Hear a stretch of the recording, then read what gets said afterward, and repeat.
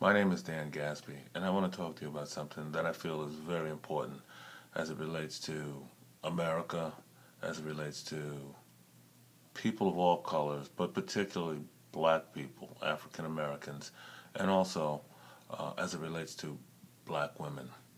What I want to talk to you about today is about Aunt Jemima, a product that has been on the shelves and in the homes of millions of people for over 125 years.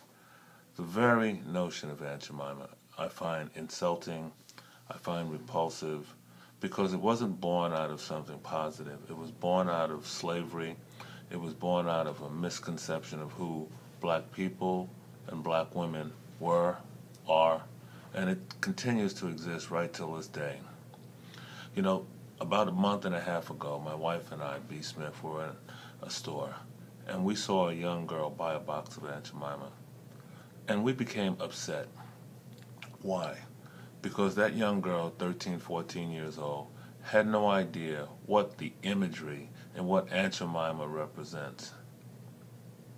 I mean, although she's been cleaned up, she's been slimmed down, she doesn't have a kerchief on her head, and God knows she doesn't speak, because if she did, we're not sure what kind of language would be used. And God knows we know that there couldn't be a person representing it, because nobody in America, no black woman really wants to be called Aunt Jemima. Now, I approached PepsiCo, which is the parent company of Quaker, which owns Aunt Jemima, and they respectfully declined to really take this seriously, because they said that the vast majority of Americans see Aunt Jemima as a product that's wholesome and nourishing and caring about people. But I submit to you America, and particularly to black women, tell me one person out here who would want to be called Aunt Jemima. Tell me one woman that would say, I want my daughter to be Aunt Jemima. Or, you know, my girlfriend reminds me so much of Aunt Jemima. There are a whole host of products, there are a whole host of people that you could identify with, or you could lay claim that they're part of a expression of success or household, home, perfection, but no one really wants to be called or identified with Aunt Jemima, yet that product exists. And that's a throwback to slavery. That's a throwback to another era. As African Americans, we are one of the few people to have products still reminiscent of slavery, Aunt Jemima, Uncle Ben. And it's because we allow it. There are no other ethnic groups that have something that's so despicable and came out of the bastion of slavery, where people weren't called Mr. or Mrs., they were called Uncle or Aunt, where they were patted on the head or they were taken for granted. And that's the history of Aunt Jemima. Aunt Jemima is a throwback to the 18th century. There is nothing positive. Would you want your kid to receive an Aunt Jemima scholarship?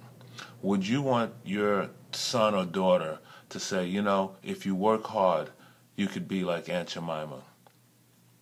There are many products, and I don't have to even name them, that have women's names that you would be proud to be associated with.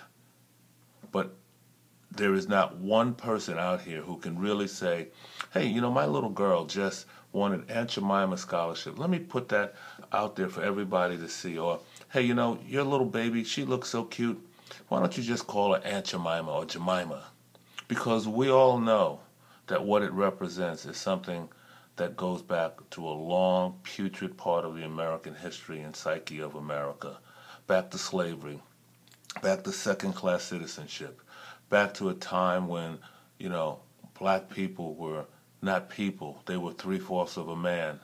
Back to a time when they were fodder for every kind of vile, despicable act that this country has reaped on a people.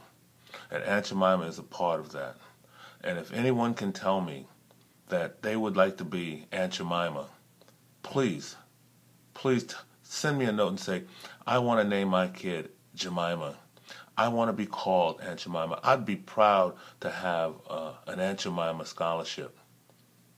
I feel very strongly about this, and I think you should tell people It's time to do away with stereotypes. That's the train coming in for Aunt Jemima. And guess what? She's not sitting in the first class car.